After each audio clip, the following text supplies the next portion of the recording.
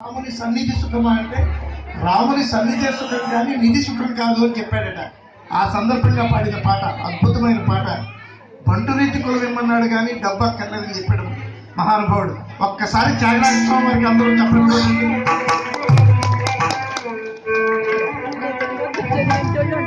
ఏమంటుంది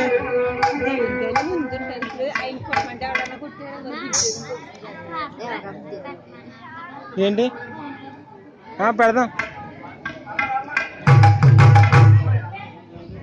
మరి మన చిన్నారులు కూడా చక్కగా పాడగలిగిన పిల్లలు ఉన్నారు. చిన్నారి రేణుక కోదండరాముడు గురించి పాడుతుంది. అద్భుతమైన తీసుకుంది.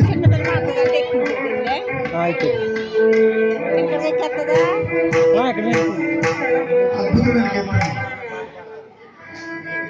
మంగళమాయన కోదండ